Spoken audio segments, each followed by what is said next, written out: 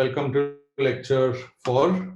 So a few things to say at the beginning. There are a couple of questions in the chat box already. The first one is too long and I'm not able to understand it in a short time. Let me talk about the second one, which has a very simple answer. The question is, how could empty set be an open disk? The answer is it's an open disk of radius 0. The open disk has a radius which is any non-negative real number. If I choose 0, then the open disk of radius 0 is typically the empty set. So that's the answer to that question. Now, let me come to a point which caused a little confusion last time and which was largely my fault. So there was a question. I'll just explain it very briefly now. But the detailed explanation is already up on the web page of the course, and I'll advise you to please visit that for the more precise explanation. So the question was the following. In defining continuity, we use inverse image.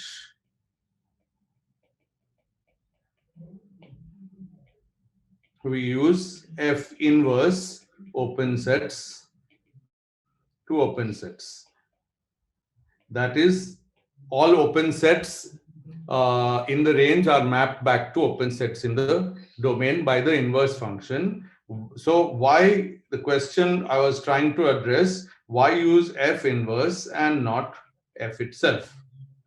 So I got a bit confused actually last time. Actually, it turns out that if you use F, it doesn't take open sets to open sets even for continuous functions. And I'll give you an example. F does not take, even in examples where we know the function is continuous in the usual calculus sense, take open sets to open sets. So this is the reason. And so the example is very simple. Let's consider the function f, which is x squared. So here is a map of x squared. Now let's look at the forward image. Forward image means what goes under f. So we start with the x-axis and we ask what is the image of that open set on the y-axis. Now let me take a particular open set on the x-axis, -1 to +1. Let's ask for the image of that on the y-axis, and you can easily see that -1 to +1 open interval goes to 0 to 1 semi-open interval. It's closed on the 0 side, right? Because clearly 0 is included. So x equals 0 is included in this open set, the horizontal one, and therefore y equals 0, which is its image, is included in the image. Okay, and it ends there at 0. So this is open, but this is not open, clearly. The second one is not open. So, but this function is continuous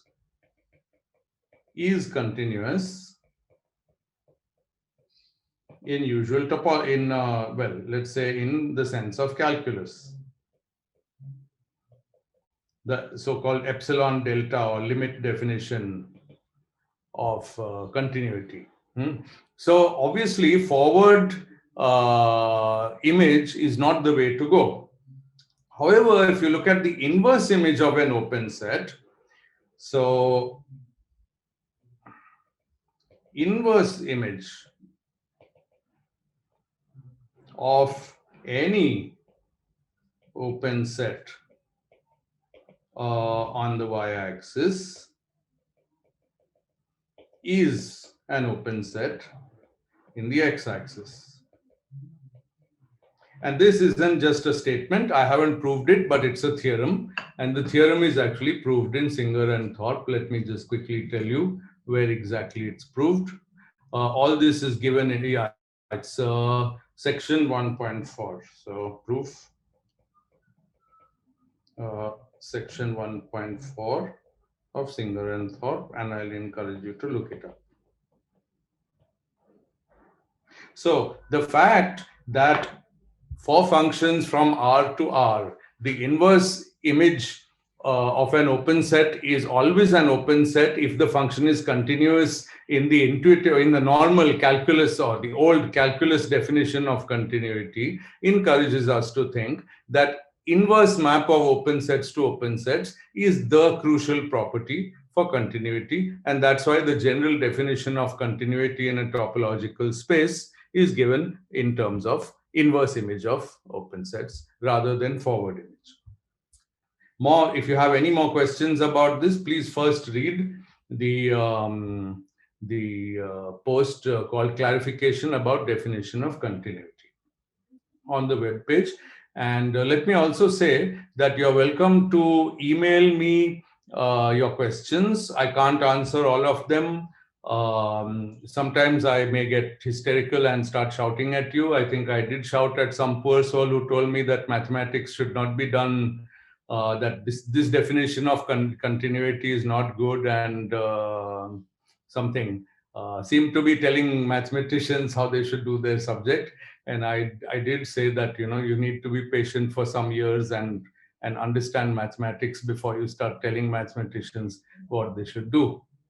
But anyway, I also have answered some questions constructively. If the question is too complicated and it's not relevant for this course, I will not answer it.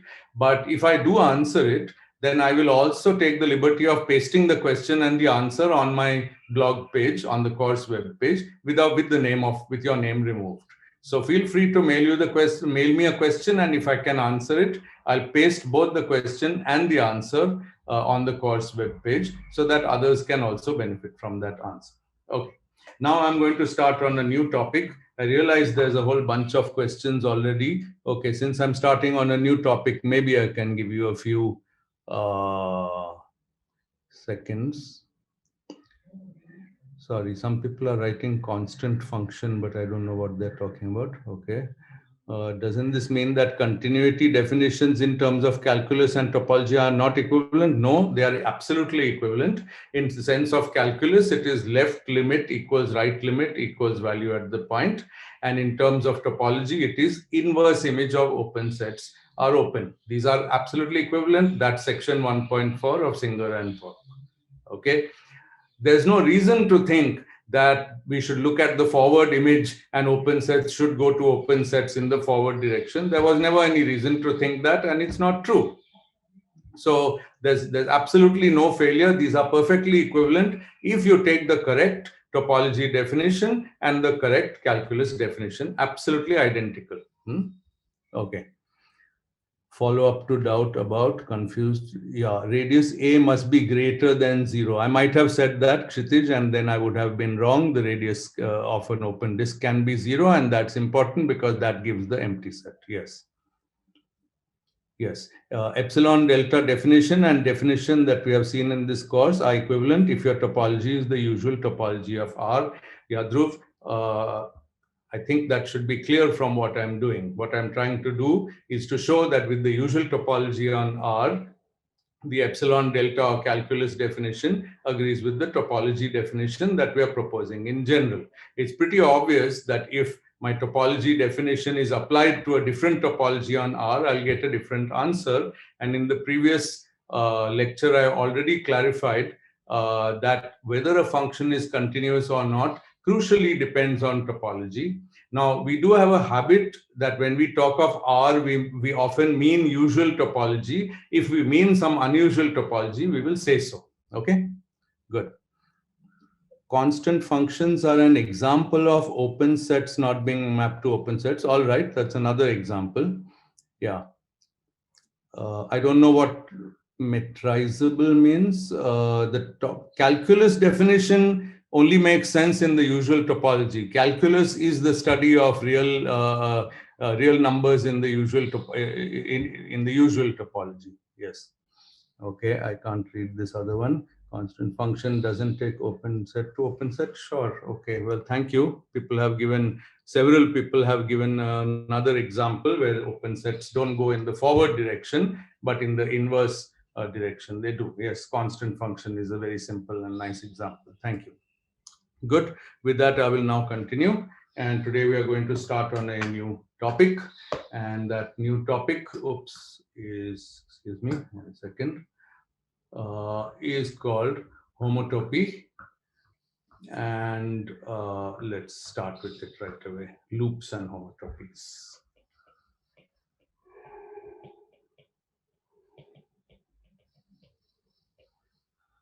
Okay, so now to start, let's give some kind of motivation.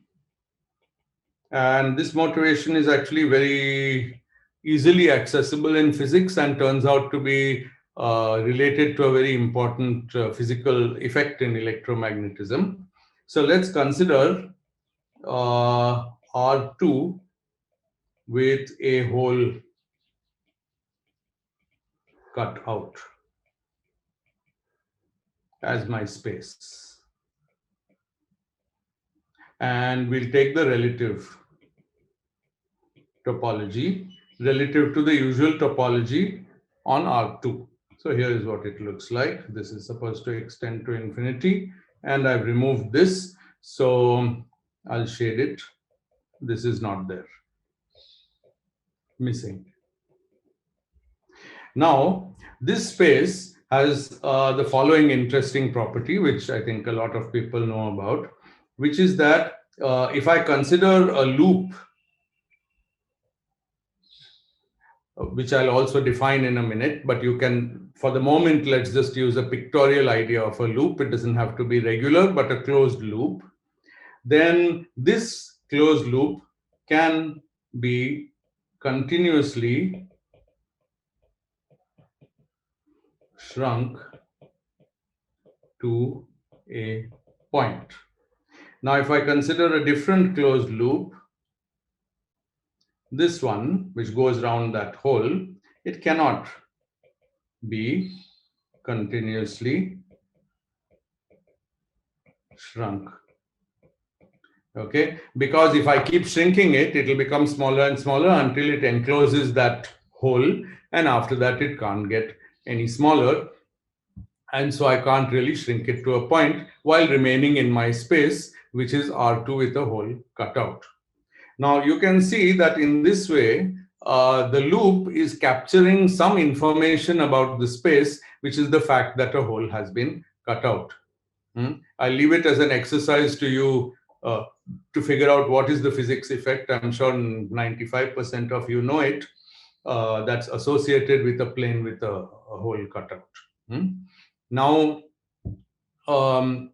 there are many topological features that are not captured by this. So we are going to only focus on those features that get captured by studying loops in a space, and that is basically the study of homotopy. This was the motivation. And what we see is, okay, first of all, we see that this second loop cannot be shrunk to, the loop on the right cannot be shrunk to a point, this one. Then we saw that, sorry, can be shrunk to a point, this one on the left cannot be shrunk to a point. Okay, both these things we saw, but also these two loops, the one on the left and the one on the right, cannot be deformed into each other, cannot be continuously deformed into each other.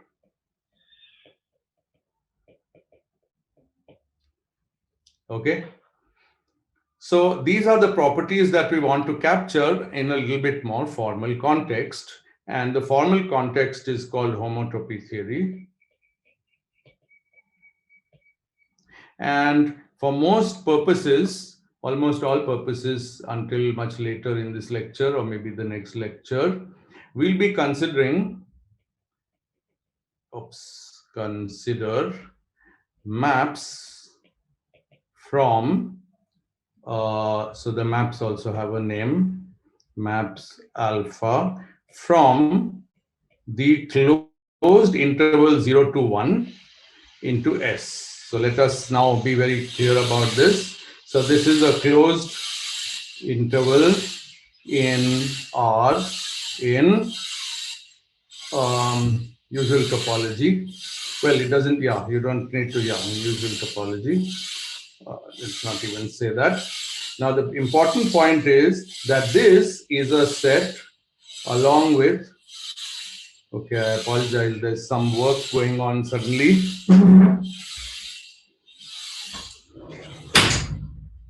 Okay, I closed my windows, so I will starve to death from oxygen, lack of oxygen, but hopefully the noise is less. So set along with U. So the space on the right side, the target is an arbitrary set S, which is a topological space. So it has a topology U. I'm not going to write U all the time, but it's understood here that U is arbitrary as long as it satisfies the axioms of a topological space. So this is really S and U. But on the left side, I have just 0, 1, a closed interval in the real line.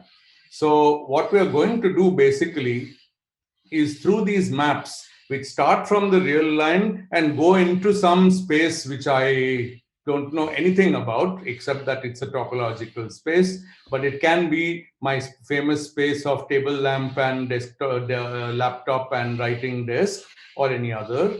By considering such maps, I'll formalize the concept of what loops can be, how loops can be studied, and they can tell us something about the topology of S comma U. So please don't get confused about this. I don't keep writing U, but it's understood that there is some U, and always the conclusions depend on that U. Okay. So let's define a path. So a path is precisely this kind of map. So I'll write it as, so it's a path in, for once I'll write out this whole thing, in a topological space SU is a map alpha from the closed interval 0, 1 to the given space so we'll call it alpha of t. So this, since this is a subset of the real line, it's a set of real numbers. So I'll give that set the name t. And so it's nothing but 0 less than or equal to t less than or equal to 1. And the image alpha of t will be an S. Okay. So for it to be a path, okay, so I should actually say something more about it here. A path from x naught,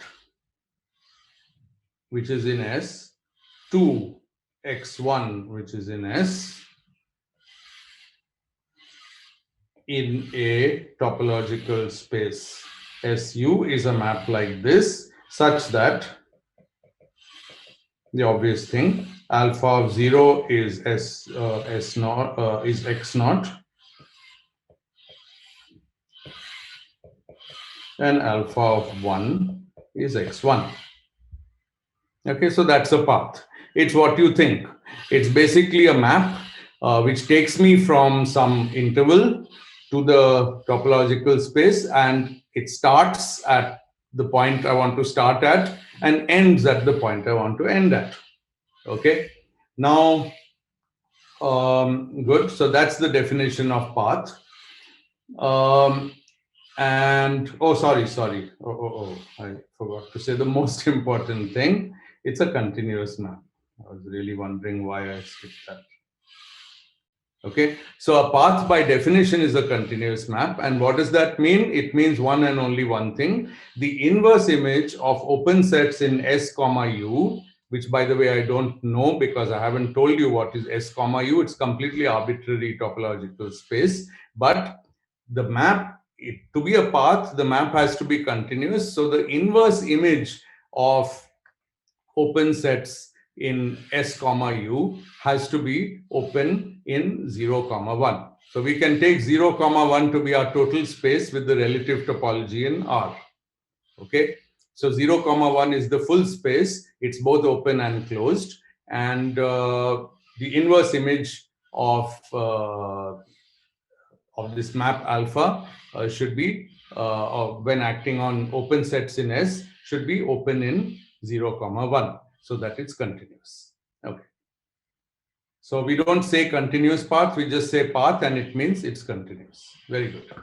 Okay. Now you may ask, well, what sort of paths can I think about in a topological space? For example, can I even find a continuous path from 0, 1 to a weird topological space like a table lamp, a lamp, writing desk, and laptop? And the answer is yes, I can. And here's an exercise. It's admittedly a bit exotic and artificial, but these are important just to fix in our mind that continuity as defined using the inverse image of open sets being open does not require the topological space to have any properties other than being a topological space. So here, let's consider S to be the set of 3 elements. Now, yeah, so that's it. That's S. And U, the topology, is the set which always contains phi and the whole of S, but it also contains the single element A, the single element B, and the 2 elements A and B. So it's a very easy exercise to show that this does define a topology.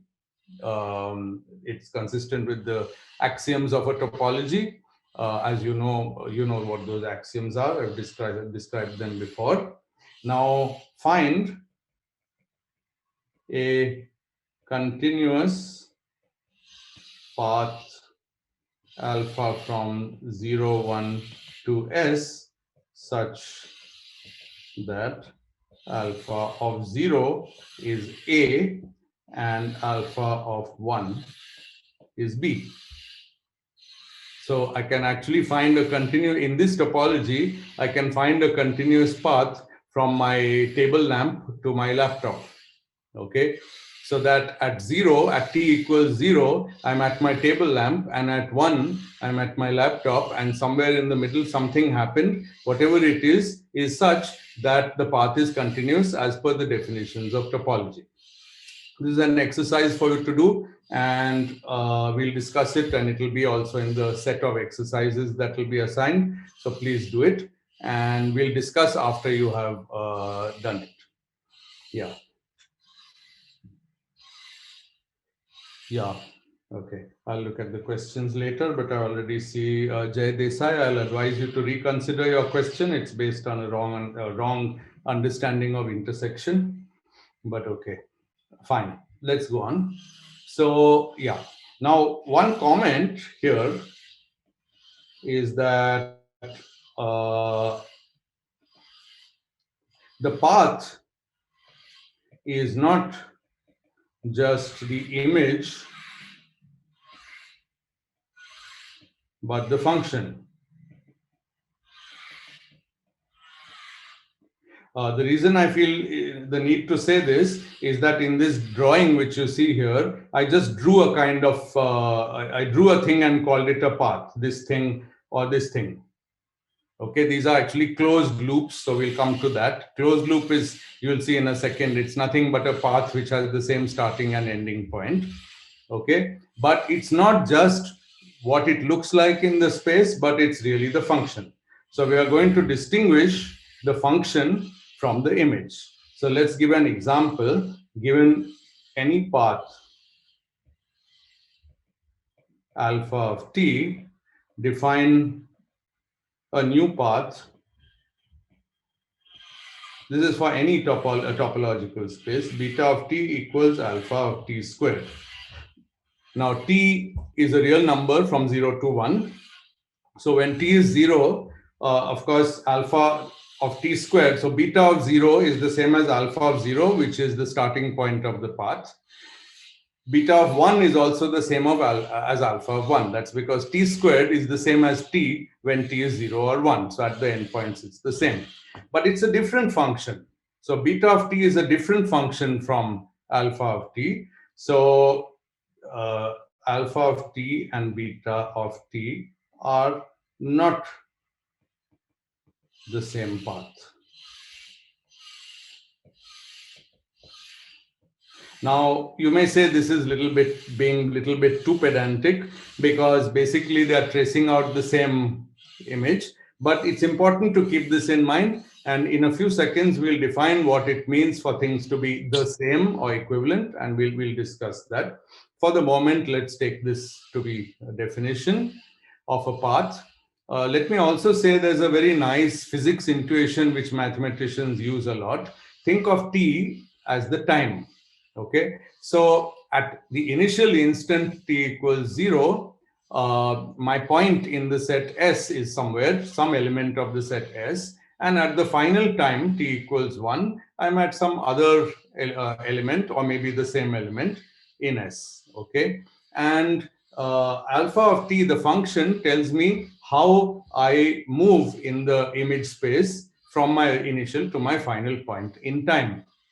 Now you can see that alpha t square of t squared is a different motion with the same starting and ending points. If alpha of t, for example, was uniform motion, let's say, let's say that S was some simple space like a plane, and I just move uniformly from one point to the other in time. That's one possible path.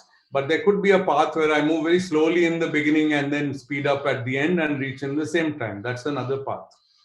So this is important to keep in mind, that paths are the function and not the image. That's my point. The function. Okay. Okay, good. A couple more definitions and then I'll look at the questions. There are about 10 in the chat, so I'll look at them soon. Okay, so here's a nice definition. And it's a tricky one in a way, because there's a famous example in mathematics which illustrates why it's an important definition. So S, the topological space S, comma U is understood, is arcwise connected or path connected if there always exists a path alpha of t between any pair of points x0 and x1. So path connectedness says that my topological space admits a path, which is a continuous map, taking me from any point of that space to another point. And that may be true, it may not in general be true. So it's a non-trivial definition.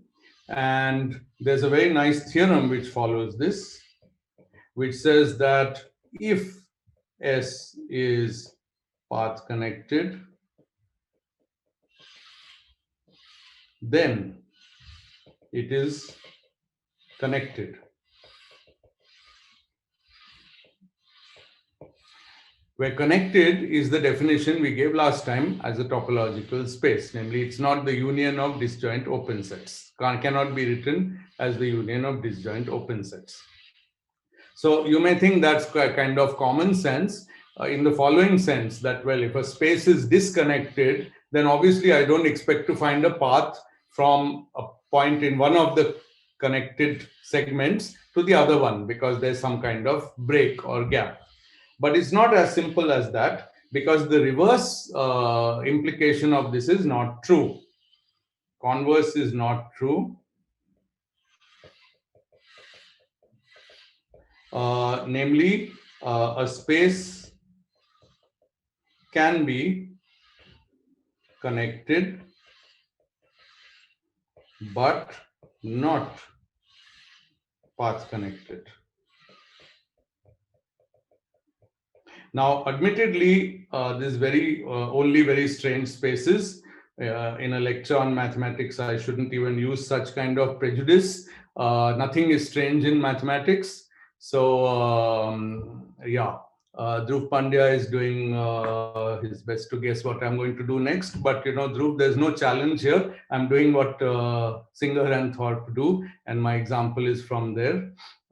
Figure 3. So, example in Singer and Thorpe is the example. So C, Singer, thought, figure 3.1, and the discussion associated to that. Okay. Now, if we had time to do tutorials, and we don't actually, we could have gone into all such examples, common ones, exotic ones, strange ones, and all that. But I do want to emphasize that in order to get the most of these lectures, which are only 10 lectures on a very big subject, or actually many subjects, you'll need to work out some of these exercises yourself. I'll advise to first work out the simple ones, which are given in the book, then give your attention to the exercise sheet, which is posted already on the web page today. And then eventually we may post a few exotic or difficult exercises for those who are really interested in mathematics. But I emphasize yet again that that's not the audience to which I'm aiming these lectures. And yeah, I do like, I'm just checking my WhatsApp in case somebody is messaging me desperately that I'm saying something wrong. No, that's not the case. Good. Okay. So that was arc. So the point here was arcwise or path connected is the statement that there's a path between every pair of points. Okay. So we've got a few definitions done, and let us take questions and then get on to some more definitions. It will be quite a few definitions today. Okay. Continuous. Can someone please explain the meaning of continuously deformed? That someone, yes, I'm going to do that. Just be patient. In a few minutes, that's exactly what you'll understand. Please note that I use the word continuously deformed in the context of motivation. In motivation, you're supposed to guess what it means. You're supposed to have an intuition what it means. In definition, you don't have to guess anything anymore. I'll give the definition.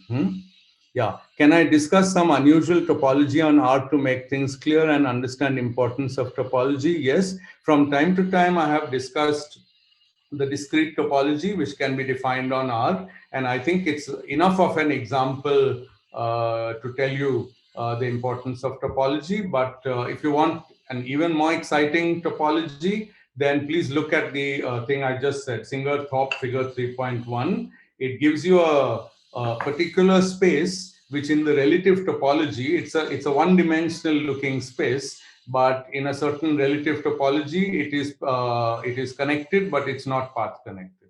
So that's another exotic example. It's an unusual topology.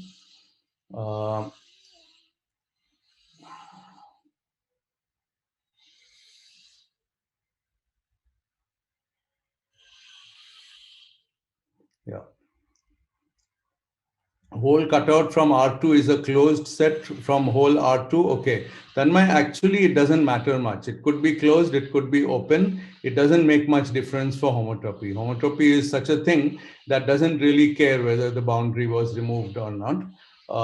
Doesn't care too much, at least. But we haven't yet defined. So again, I haven't given the formulae which apply to this figure. I've only given this figure. So if you give me a few minutes, I'll give you the formula and then you can ask that question again. Okay.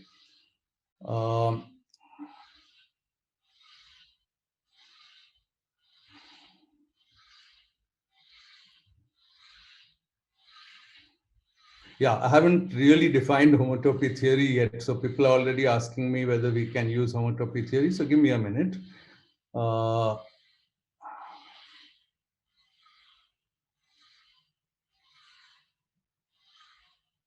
Should alpha t have to map to each and every object in the set S? Well, no, it doesn't have to do that. So it depends what you want alpha of t to be. If you just want it to be a path, then alpha of t is a path from x0 to x1. Okay, so obviously it has to map to x0 and x1. What else it maps to in S is up to alpha of t. It's not up to us. It may include all of S. It may not include all of S. Okay. But if we are asking for a space to be path connected, then there must exist an alpha t for every pair x0 and x1. So a given alpha of t definitely doesn't have to cover all of S at all. Nothing like that. Yeah. Okay. example of the path which is connected but not paths connected. Vikash, thank you. I just told you where to look for it.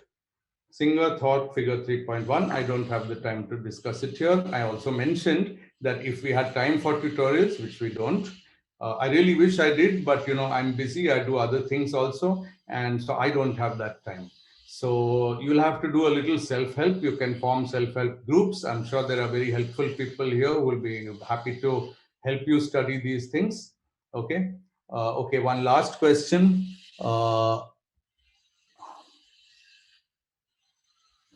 They can, given 2 points x0 and x1, there can be only one image, right? Even though there are more than one path. That's correct. Well, even that, no, that's not even correct. That's not correct. I can give you a counter example. Supposing my, now I don't want you to misunderstand this example, but let me give it anyway.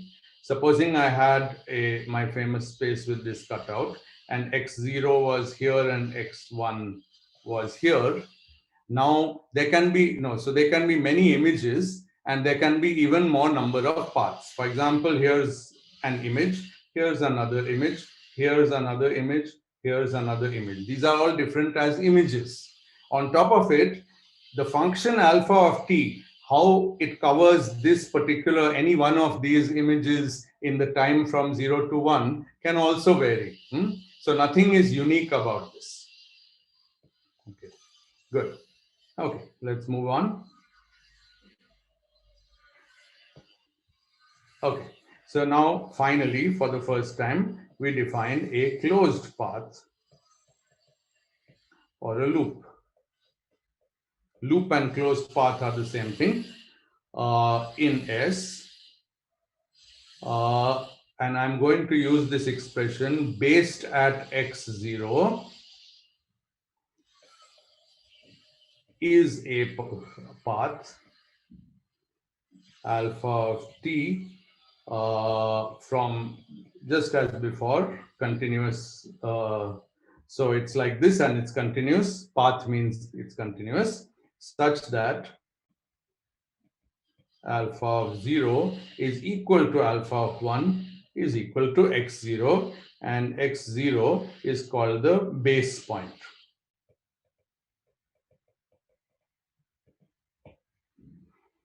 Okay, so the closed path or loop is said to be based at x0, based at its base point. Okay, good.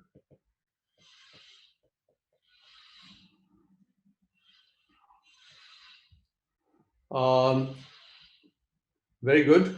Now, let me say here that, as a physicist, you may have encountered closed paths and how they capture something about topology. You may have already encountered that in some context.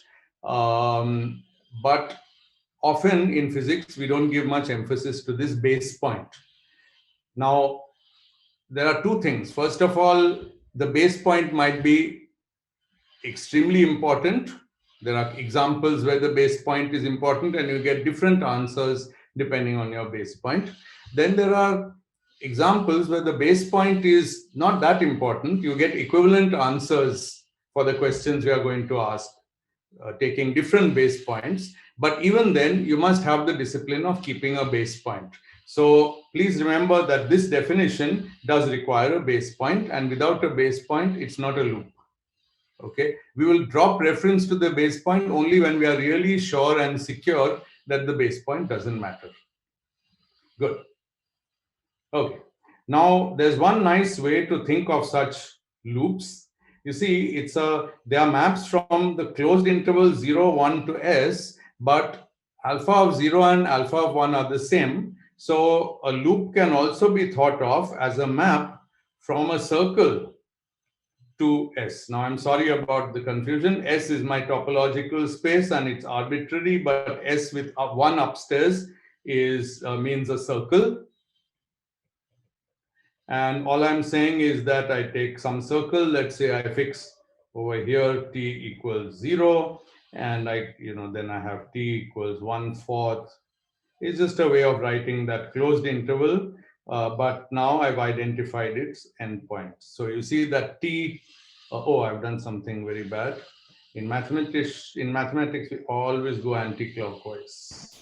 It's a very bad habit of mathematicians, or it's a very bad habit of clockmakers. I don't know which one. Anyway, so you see that this circle is traced in this sense, okay, as t goes from 0 to 1. And if I consider continuous maps alpha of t from this into my space, then the image is basically, and this is x0, then the image will be something like that.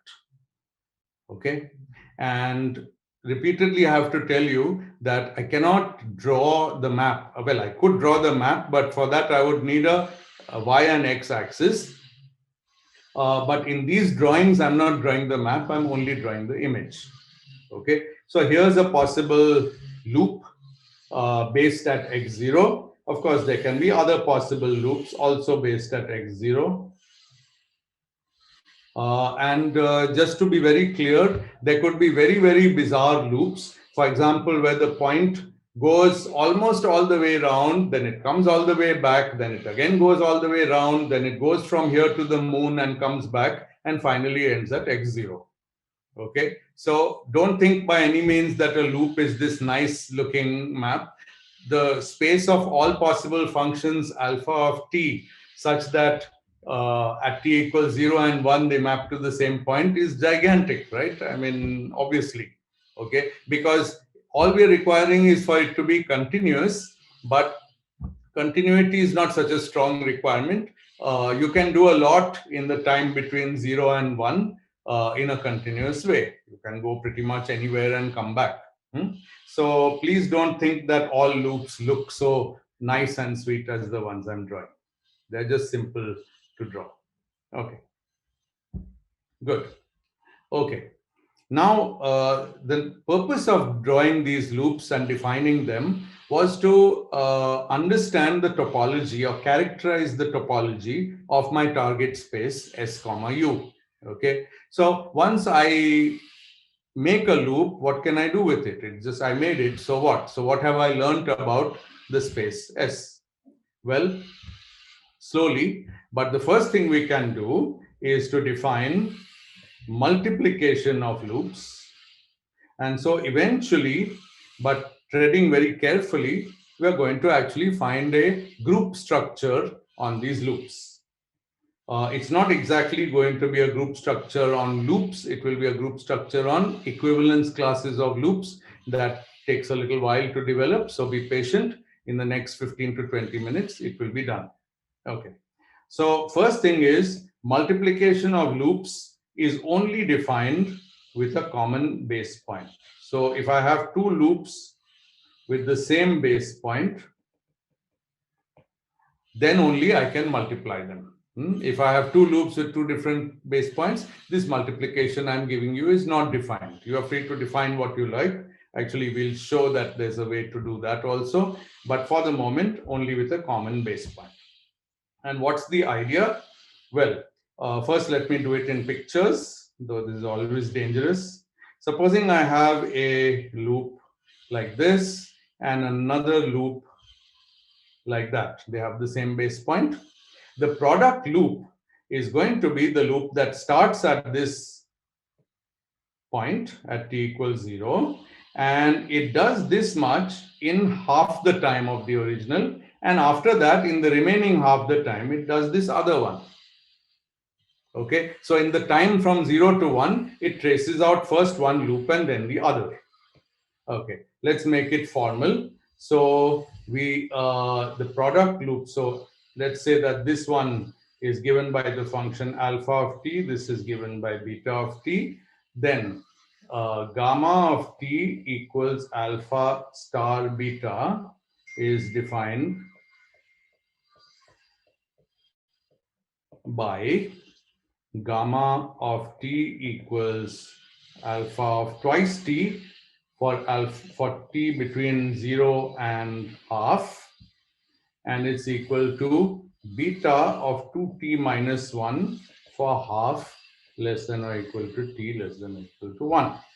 So as I said, it covers the first map alpha in half the time, because t goes only up to half, but alpha has gone from alpha of 0 to alpha of 1, which is back to the base point. And then in the remaining half of the time, it does the map beta. Okay, so it's kind of a composition of two maps, and you should check that gamma of t is a valid loop in the target spaces. Okay, valid means again it should be a continuous map, and certainly one thing we've assured is that at t equals half, because alpha of 1 is the same as beta of 0, because both of those are the common base point, so continuity is assured, at least at that point. Continuity at the other points is inherited from continuity of the maps alpha and beta, which was already assumed. Good. Okay, so we got a multiplication. I'll pause for questions in 2 minutes. I see them piling up. Okay, once we have multiplication, it's nice to define inverse. And this is cute. The inverse of a loop is not the inverse map from the topological space to 0, 1. Don't confuse it with that. The inverse of a loop alpha of t is simply is alpha inverse of t, which is by definition alpha of 1 minus t. What does 1 minus t do? It just starts me at t equals 1, which is the final time, and runs me back to t equals 0, which is the initial time. So the same function that defined the loop alpha of t going forward in time, if I run that function backward in time, it gives me a loop with the same image, obviously, because I'm running along the same set of points, but just backward in time. And that new loop is called alpha inverse of t. Okay, it's a definition. So it's the same loop traced backwards.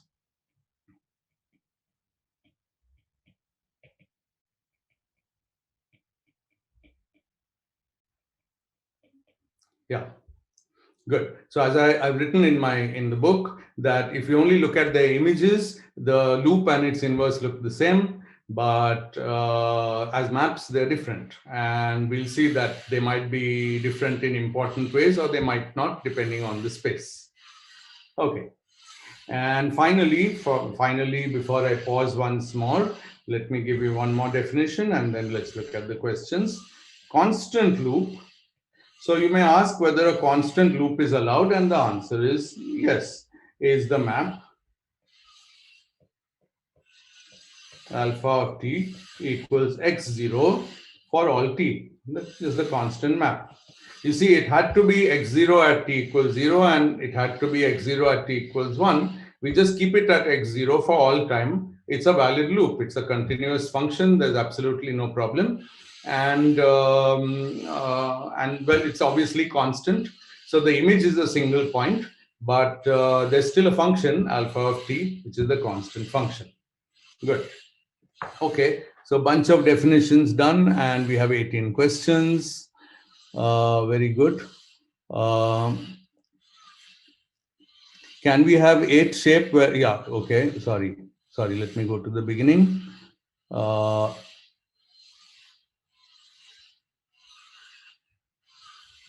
Is the base point unique for a closed loop? That doesn't mean anything. Okay. I can define a closed loop starting at and ending at any base point I like. How would we choose a base point? Because any point, I didn't understand that sentence. Any point is a loop, could be any point of a loop could be the origin. Yes, so we can, you choose whichever one you like. It's a different loop for every choice. Yes, can we have figure 8 shape where loops pass multiple times through x0, Suraj? Yes, the answer is yes. And that's Nikhil has answered it. And this is part of the fact that we are looking for continuity of the map, not any property of the image as such. Yeah. What is the motivation for calling this multiplication? Agam, you'll see it will form a group. Nikhil has answered it. Loop multiplication is non-commutative, yes, and I'll come to that also. Do we have a unique way of multiplying the two loops? Well, this is a way that I've defined, and it is not commutative. That's correct. Do we require that alpha and beta do not intersect? No, not at all. Alpha and beta could even be the same. Then if I multiply them, I'll get alpha squared. I can call it that if I want. No restrictions. Can we always be sure that multiplication of two loops is always a loop? Yes, continuity will always be preserved. And the reason is very simple.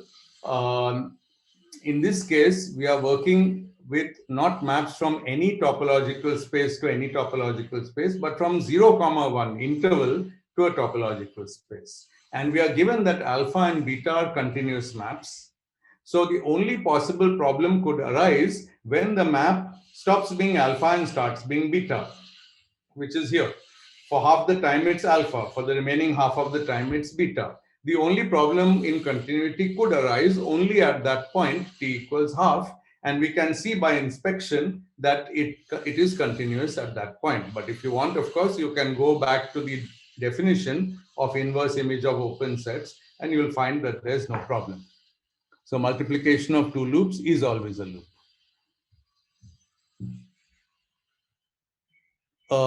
If conventionally alpha of t was anti-clockwise, Achal Vinod, yes, then its inverse map would be clockwise. That's a correct statement. But again, clockwise doesn't capture everything. It's not just clockwise. It's also clockwise traversing, so to say, at the same speed reversed. It's the time reverse motion. Just imagine running the movie of going from 0 to 1 in your target space. Just run that movie backwards. Obviously, it will go clockwise if the original was anti-clockwise, but it's more than that. It will go exactly as it went in the forward direction. At any point, it's, so to say, its motion forward will be mirrored in the backward motion. So it's a stronger statement than that. Inverse of a loop is very restrictive concept, but soon we'll come to multiplication and inverse of homotopy classes, and then you'll see that things become much less particular and sufficiently general that we can actually do some things with them. Yeah. Is a loop always invertible? Yes, because I've given you the inverse. Again, please don't think it's an invertible function in the sense, this is not the inverse of the function alpha, because the function alpha maps you from 0, 1 to S. The inverse alpha inverse also maps you from 0, 1 to S. This is an inverse of a loop. It's not the inverse of the function. Inverse of the function should have mapped you from S to 0, 1, but we don't consider any such thing here. Yeah. Usually when defining an inverse, we go about by first defining the identity element. Okay, so we're not done that. So just be patient. Pathological example where it becomes non-continuous. No, I think it doesn't. S1, you're right. I mean, it is something to worry about, but I don't think that is the case.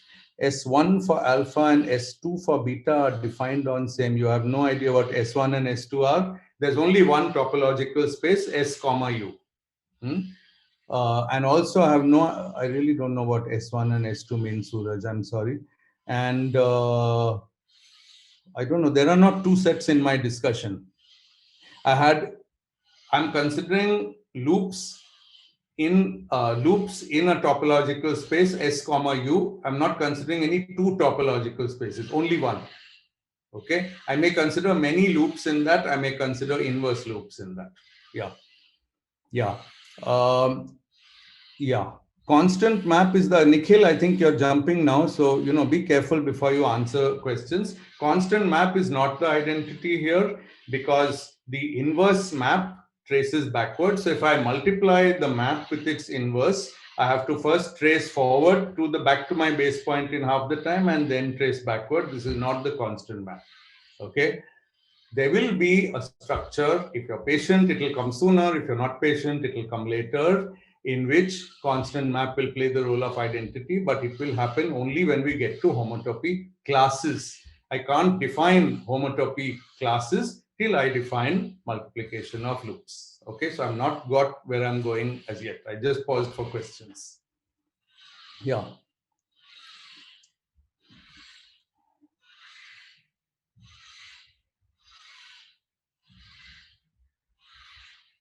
No. In the exercise S equals ABC, there is a continuous path from A to B. I actually gave you the exercise by saying find a continuous path from A to B.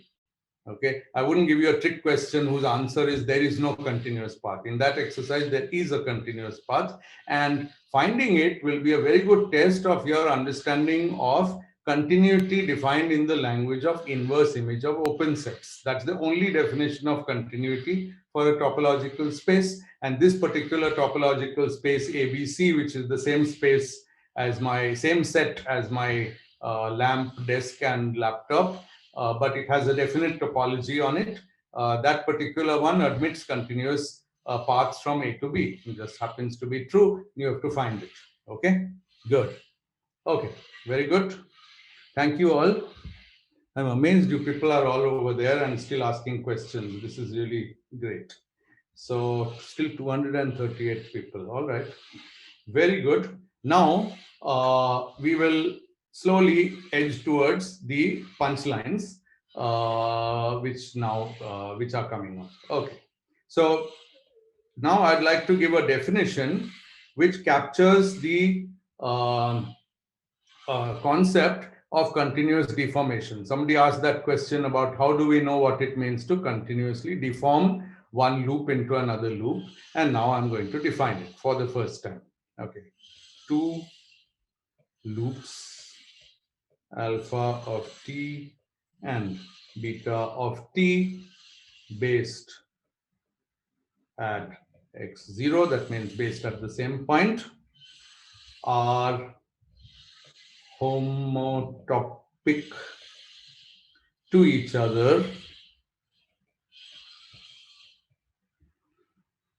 if there exists a continuous map capital H from 0, 1 cross 0, 1 to S. I'll explain everything, such that H of t and 0 is alpha of t, H of t and 1 is beta of t, H, so I should have written, sorry here, H of t and S. H of 0 and S is equal to H of 1 and S is equal to X naught. So let's unpack this definition.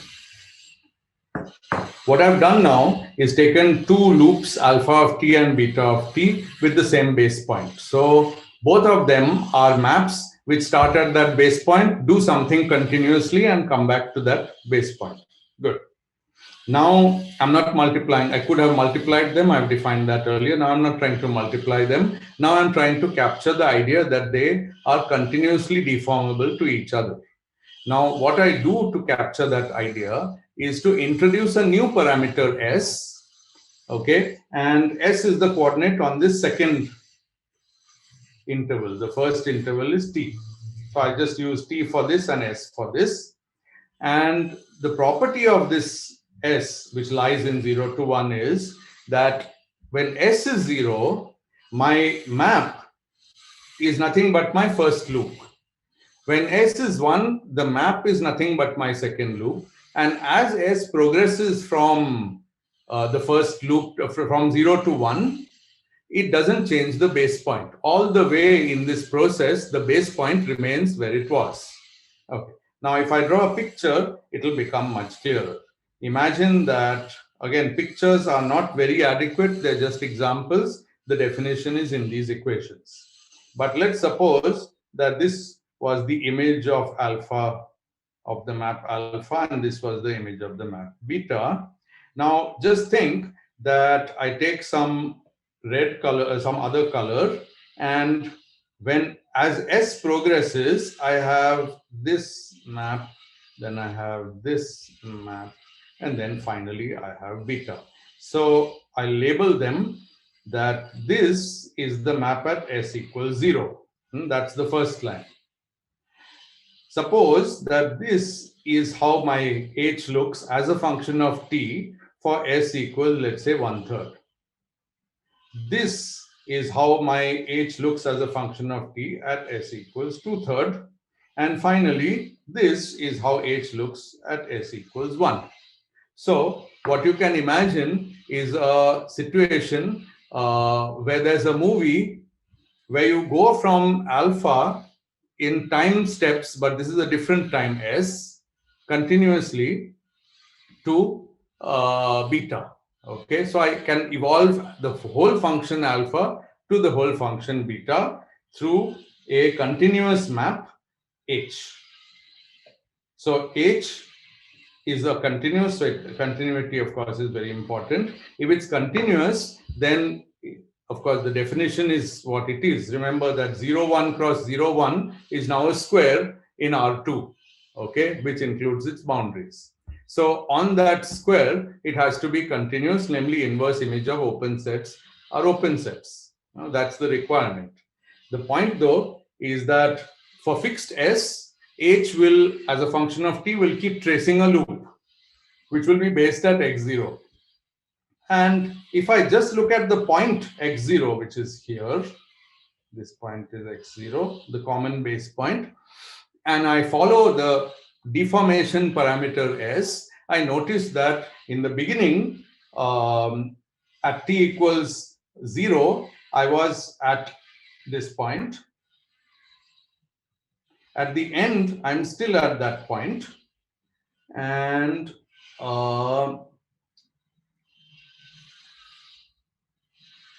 sorry, I said it wrong. For all S, at the beginning and end of the loop, I'm at that point. So look at the first loop, alpha. The beginning and end of the loop is at the base point. Okay. Look at this other second intervening loop, this one. Okay. At the beginning and end, I'm at the base point.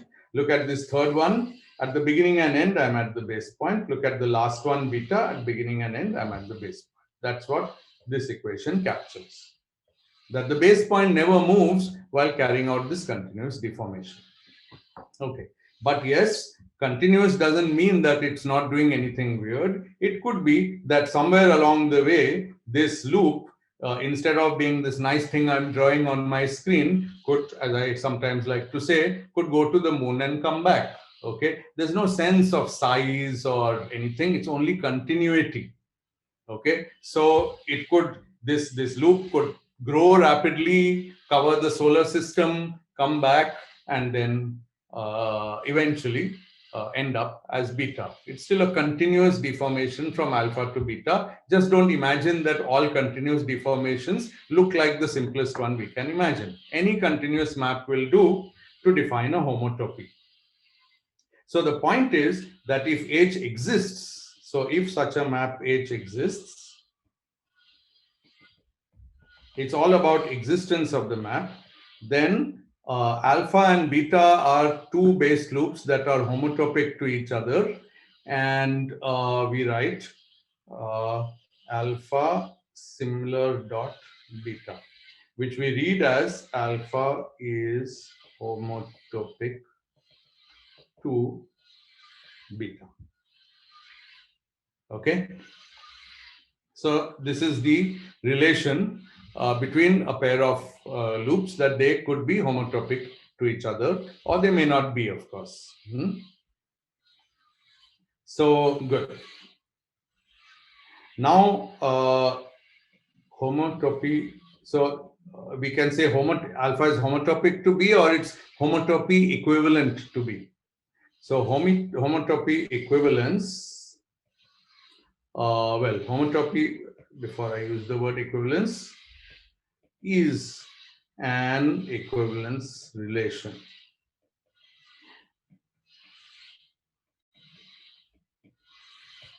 Now, an equivalence relation is a very beautiful concept and very, very important concept. I can't emphasize how much in mathematics, because what it's equivalence relation has certain properties. Maybe I should first give you the properties, and then you'll see why it's important.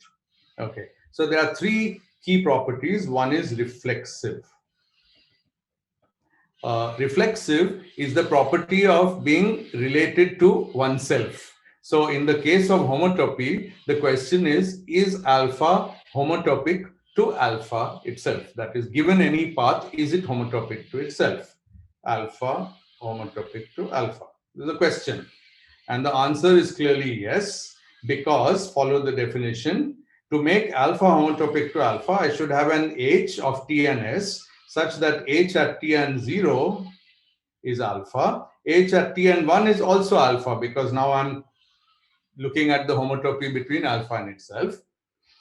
And all I have to do is choose H of T and S to be independent of S. It just doesn't carry out any deformation. In the beginning of S, it's the loop alpha, and at the end, it's still the loop alpha, and all the way it was the loop alpha. It's just an example. There can be other H's which start with alpha and end with alpha, but any example will do, because once I can find such an H, then I can say that alpha is homotopic to itself. So it's this is the reflexivity property of an equivalence relation. Okay, the second property of an equivalence relation is symmetry and symmetric. And that's the statement that if alpha is homotopic to beta, then that implies beta is homotopic to alpha. Now, if you've been following the lectures this far, you'll readily see what's the way to construct an H to do the job. H has the property that as S goes from 0 to 1, I go from alpha to beta. So now if I replace S by 1 minus S, then as S goes from 0 to 1, I go from beta to alpha. It's just the same, just the inverse relation. And therefore, if alpha is homotopic to beta, that means there is an H which gives me that equivalence. Then I can start with beta and end with alpha through the same H, just changing S to 1 minus S. So that's easy. This is all given in the book, by the way, so this is also ticked. The third one, which is also cool, is transitivity.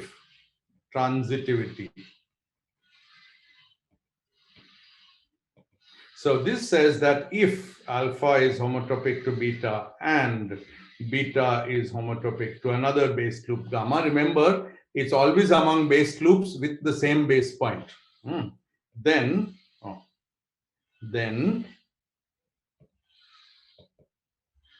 alpha is homotopic to gamma. And this is, again, if you've been following what I've done so far, it's very obvious how to get this, how to get the H which does this job, because, right, I have a loop alpha, I have a loop beta, I have a loop gamma. I'm drawing them all distinct just because it's easier to draw, easier to see what they are. So I already know that alpha is homotopic to beta. So there's an H which takes me from this loop to this loop. And I also know that, let's call it H1. And it takes me from this to this as S goes from 0 to 1. And there's another map, continuous map H2, which takes me from this to this as S goes from 0 to 1. Now I simply compose the maps. So I have a map H, which is H3, let's say, of T and S, which is H1 of T and 2S for S between 0 and half. So in half that S time, I've gone from this loop to this one. In the remaining half of the time, I go from this one to this one. So, and it's equal to H2 of T and 2S minus 1 for half less than or equal to S less than or equal to 1. And again, this is X0. H1 was based at X0, H2 was based at X0, so H3 is also based at X0. And the only place to check continuity is that at S equals half, and it clearly works. So this proves that transitivity is a property of homotopy. So reflexive, symmetric, transitive are all properties of homotopy. Now, this beautiful trio of properties, reflexive, symmetric, and transitive, is the defining characteristic of an equivalence relation. And what an equivalence relation does is to an equivalence relation on any set. In this case, it's the set of base loops.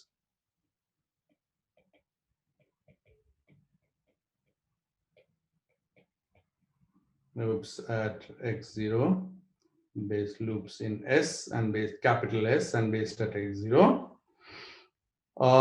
has the property that it partitions the set into equivalence classes.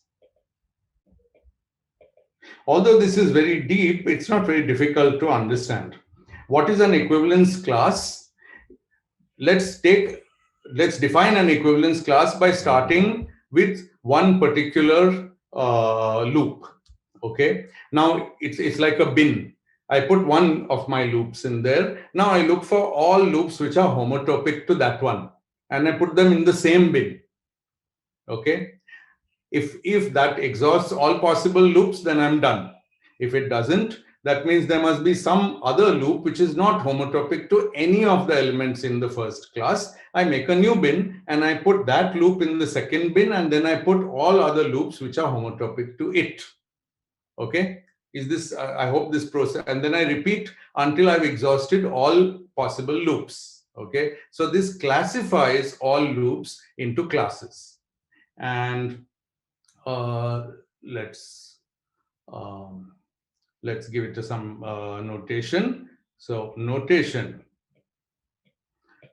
those were just the words. Now I'm writing everything. For a loop alpha of t,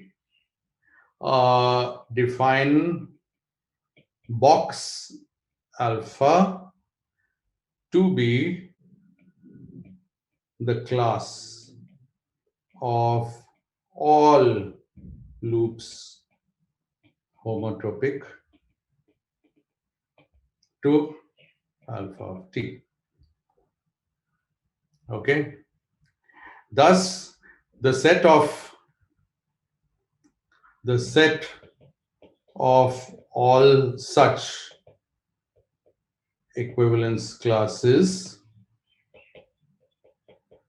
looks like, let's say, alpha, beta, gamma, dot, dot, dot. I can't say how many elements there are because that depends on my topological spaces, and I haven't told you what space that is. Okay. But the key point is that alpha contains all loops homotopic to a particular one, alpha of t, which is called the representative, called a representative. It doesn't, the important point is that for the properties of the class, we don't care what is the representative. It can be any of the loops, because if I want to generate the whole class of homotopy equivalent loops, the class alpha, any element in it will do, because once I know one element, I can look for all others which are homotopic to it and put them in the same bin. Okay. Now I forgot a very, very beautiful and important word, disjoint equivalence classes. Now look at this. Look at beta. So beta contains similarly the set of all loops that are homotopic to a given loop beta of t. But could beta of t have been homotopic to alpha of t in this classification? Answer is no, because if it was, then beta wouldn't be a new equivalence class, because all the loops in beta would also be in alpha, and I would keep them in alpha. Okay, this is the origin of the disjoint property. Okay, only after I exhaust all the loops homotopic to alpha, I'll start a new class. Then I exhaust all loops homotopic to one of them in the new class, and then I start another one, and I stop when I've finished covering the whole set of loops. Okay, Whether there are finitely many, infinitely many such classes, those are details to be worked out for specific cases. But this is the way that the equivalence classes of loops under homotopy look like. Beta is disjoint class. Every pair of elements in one class is equivalent to each other under homotopy. Every element in disjoint classes is inequivalent to each other under homotopy. Okay, good. And now we can give a nice definition, which is key. Define pi1 of, so S, the set with a topology U on it, which is hidden but is understood, and a base point is equal to the collection of all alpha such that alpha of t is a loop in S based at x0. Okay, so this collection of homotopy classes is called pi1, and it goes by a name. It's called the fundamental group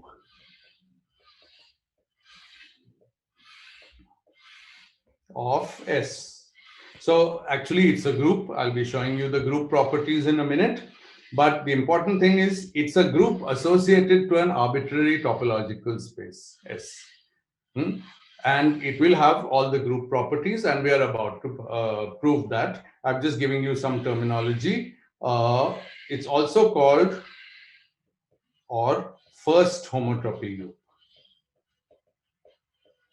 There is the reason it's called first homotopy group is that there are second, third, fourth homotopy groups in which I don't look for loops, but I look for 2D, 3D, 4D analogs of loops. I'm using this word loosely, and that topic, unfortunately, we'll have to skip. It's in the book, but I don't have time for it.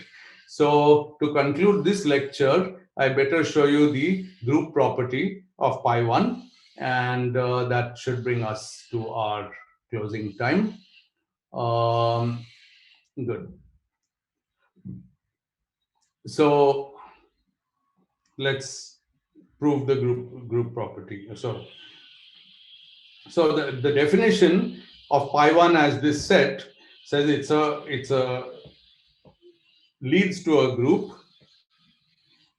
This is a group. So pi1 is a group. So pi1 of S and x0 is a group under the following multiplication. To have a group, I need to define a binary product which takes two elements of the group and then together maps them onto a third element, which is called the product. And it's conventional to call this multiplication. And the following multiplication is that the product of alpha and beta, these are two homotopy classes in pi1, is defined to be the homotopy class of the product alpha star beta, where on the right side, this is the product of loops I defined earlier.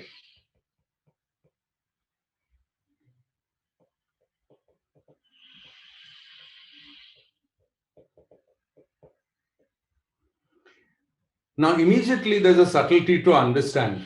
This does not say that the elements of this right-hand side are products of loops. It says the elements of alpha star beta are all loops which are homotopically equivalent to the product of a particular loop picked out of alpha, out of the collection alpha, and a loop picked out of the collection beta. Okay, so to verify this this is the definition of a product. It should be well defined. Well definedness means that what I get doesn't depend on the representative. So well defined. That is, regardless of what loop loops alpha and beta I choose to represent their classes, the class alpha star beta is the same. Okay, good.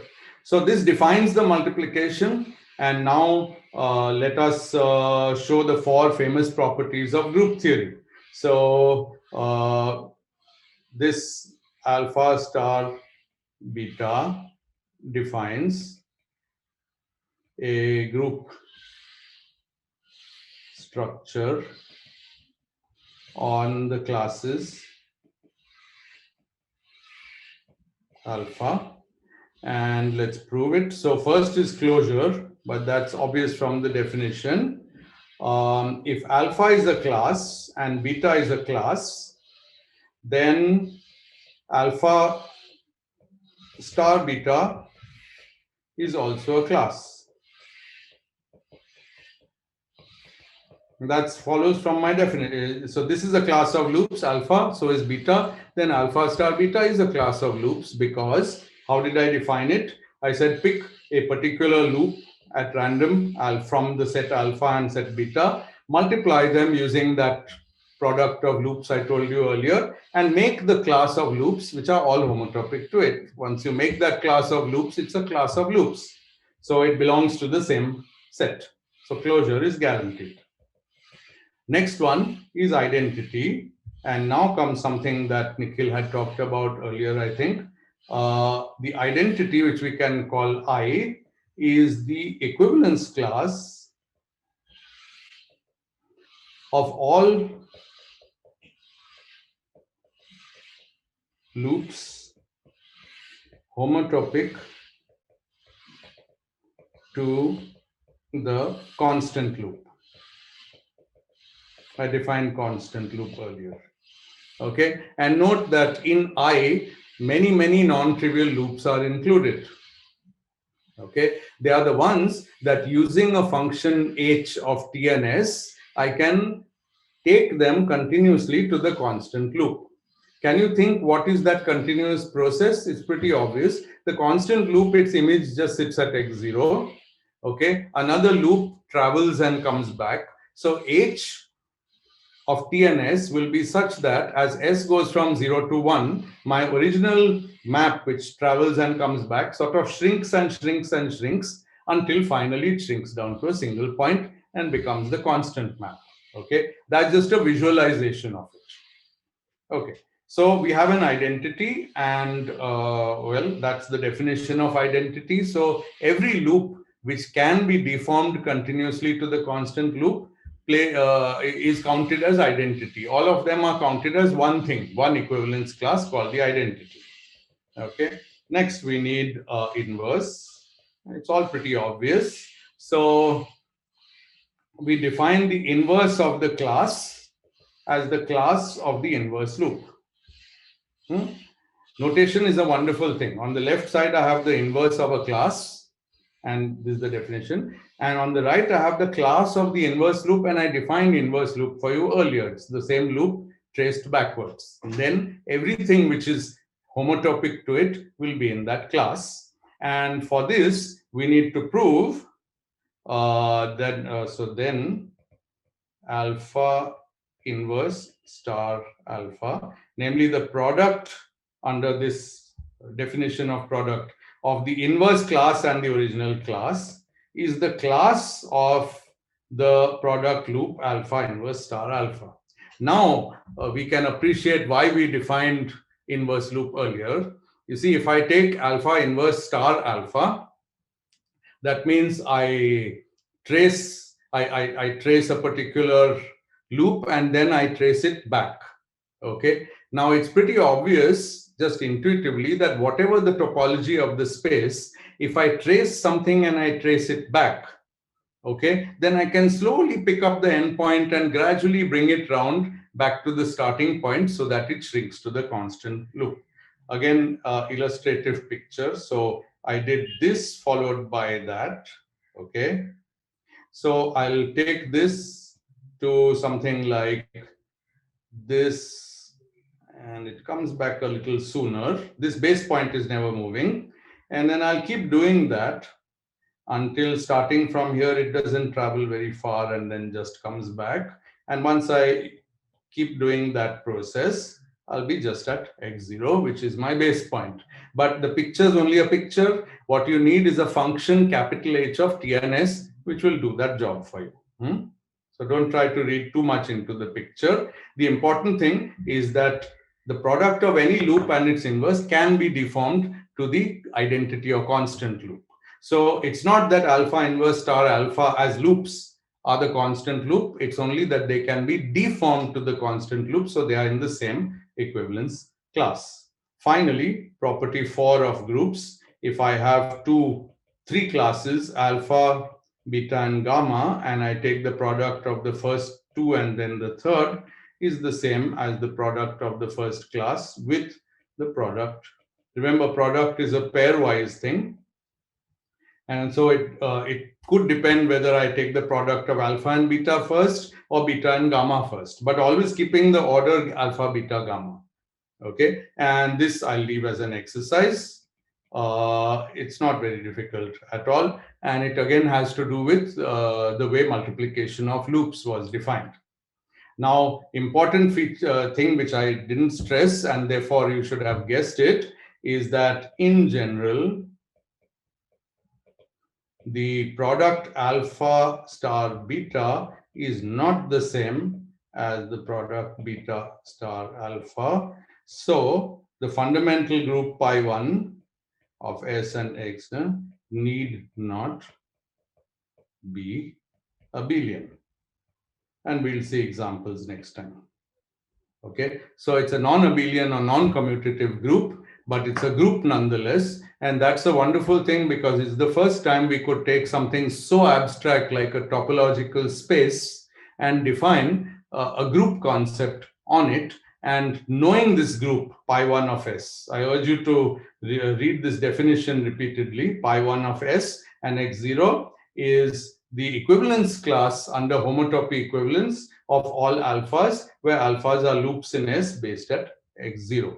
Knowing this pi 1, I'll get some information about my topological space. For example, if two different topological spaces have two different pi 1s, I'm anticipating a theorem I'll state later, then they can't be homeomorphic as topological spaces, because homeomorphism of topological spaces takes a space to basically an identical one. So pi 1 is a diagnostic. If it's different for two spaces, you can be sure that those two spaces are not equivalent to each other. Okay. And this is where I'll stop today, but there are 29 questions, alas. So I don't even know where to start.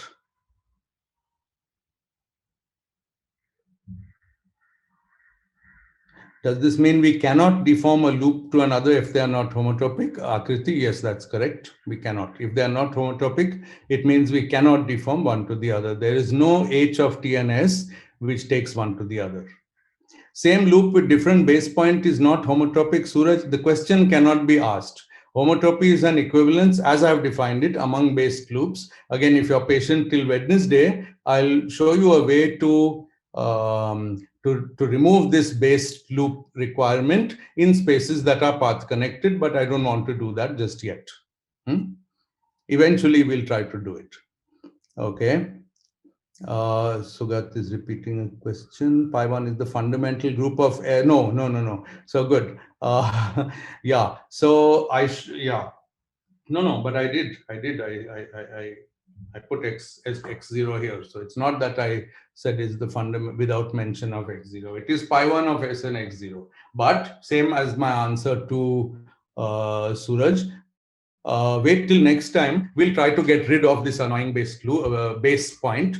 And then once we can if we can get rid of it under suitable conditions, then we can forget about it. Because finally, we obviously want properties of a space and not properties of a space that depend on a base point. So yes, we will try to get rid of the base point. Yes, Nikhil, you're right. I mentioned it in the definition. Can we have different classes of loops for the same base point? Ansari Arum, yes, absolutely, absolutely. That's exactly why pi1 can be non-trivial. If all were in the same class, then pi1 would have only one class, and that would be the identity class, which always exists, and that would be an example of trivial fundamental group. Okay. Maybe you didn't guess it, but if I go back to one of my previous blackboards, you will see how it can be. Look at this example, R2 with a hole cut out from it. So because of this hole cut out, you see that this loop cannot be continuously deformed to this one.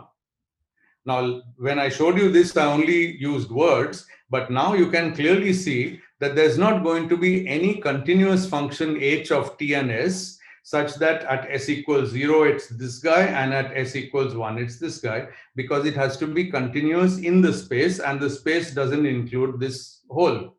So at some point for this loop to start enclosing this hole, it will have to break. The moment it breaks, it's not continuous anymore. So here in this pictorial example, it's pretty clear that this loop is not going to be homotopic to this loop. Okay, that's just an example, but it's pretty clear that there will be with this, and oh, they could have the same base point. I didn't choose that, but nothing stopped me giving them the same base point, right? I could have just defined these two loops, like I could have picked this as the base point, and this is one of the loops, and this is another one. Now at least you can see that with the same base point x0, there are two loops which are not deformable continuously to each other. Yes. Yes, Tanmay, yes, you're right. Base point choice can be important. I'll discuss base point extensively in the next lecture. So let's hold off. The two did not have same base point, Ogniva, yes, but now they do. I drew it that way. We cannot see. I promised you that in the next lecture we'll try to get rid of the base point. Once we do that, we can even multiply loops which don't have the same base point. Okay, but please give me some time to get rid of the base point. It's not something we can throw away right away. If we are careless about base point, we'll come to a wrong result about the first fundamental group pi1. Okay, there are concrete examples. I'll be doing them where you'll get the wrong group if you ignore the base point. So base point has a fairly important role to play, even though at the end we may try to get rid of it. Yes. Yeah, I will keep saying fundamental group of S. Sugat, yeah, you're right. I wrote X0, but not only that, I don't write U, the topology on S. Everything is important. So it's pi1 of S comma U semicolon X0, all. Yeah, good. Constant loop deforms to x0 as x0 cannot move. I didn't understand that question. Constant loop based at x0 is the loop where alpha of t is x0 for all time t. What is associative property? Associativity and associative property both have the same meaning. Namely, if I have three objects and I multiply them, then A times B multiplied first and then multiplied with C, is that equal to B times C multiplied first and then A multiplied from the left. Preserving the order you cannot change, but you can change the order in which you do the multiplication. So here it is. This is a very general statement of associativity for any kind of multiplication, that this times this, first you do it, get the answer, then multiply the answer with gamma. Here, I take beta times gamma, get the answer, and then multiply alpha with that. These are two ways of doing it. You can do it with matrices. Three matrices, A times B times C. You can either multiply A and B first or B and C first. And if you do, you'll get the same answer because matrix multiplication is associative. I should end now. It's gone a little over time. Thank you. People have given. Associativity is defined in the same way for all groups. It has nothing to do with this group or any other group. It's exactly that. How could A star B be equivalent to A star B star C? No, it can't. Yeah, associativity would be which loops to multiply first, the latter two or former two. Thank you, Achintya. That's exactly the right answer. Thank you for stating it. I still don't understand why I'm comparing A star B with A star B star C. Why group? That's why group is defined using equivalence classes, not just the loops. Absolutely correct. Nikhil, thank you. Amok says shrinking a loop is a continuous function. Can we not shrink both alpha, beta, and alpha star beta to the constant loop? If this be true, pi1 will only contain the identity. You're right, Amok, but we can't always shrink. It's not always a continuous function, and it's not a continuous function if, intuitively speaking, there's a hole in the space. That's when there's a hole exactly is when you can't shrink the loop. Okay, so pi1 is a measure of holes in some sense. Okay, but please be very careful. Don't tell me next time if I show you pi1 of some simple topological space that where are the holes in this space between my table lamp and writing desk. It's not like that. In familiar cases, it's a measure of the holes. It's a measure of something you will see from the examples next time. So no, it's not true that shrinking a loop is always a continuous function. There are loops which just can't be shrunk. Yeah. Yeah, Achintya says correctly, multiplication will yield the same homotopy class, not the same loop, mind you. That's correct. Is it possible to define equivalence independently? Everybody is hating this poor base point x0. Please give it till next time. Yeah, in the picture you drew for inverses, we should have smaller loops. It seemed in the picture like we don't have closed loops. Didn't understand that. Picture I drew for inverses. This one? Yes, sir. Yeah. So this picture is what?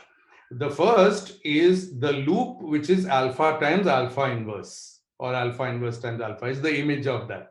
The second is not that. It's a totally different loop. It's just continuous deformation of this one. This is not alpha times, this one is not alpha times alpha inverse for any loop alpha. This one is. Okay. But this is not. And this is not. And this is not. Okay, it's just that if I take alpha times alpha inverse for any alpha, then the resulting product loop can be deformed to the constant. It's the product loop which can be deformed, not its product property which can be deformed, the loop itself. And remember that even though x0 is the base point for alpha and for alpha inverse, when I take the product alpha times alpha inverse, this point is no longer rooted at the base point. The base point is only the initial and final point. We reached here, if you remember, in time half. There is no restriction what it can do at time half. So I can move it to here.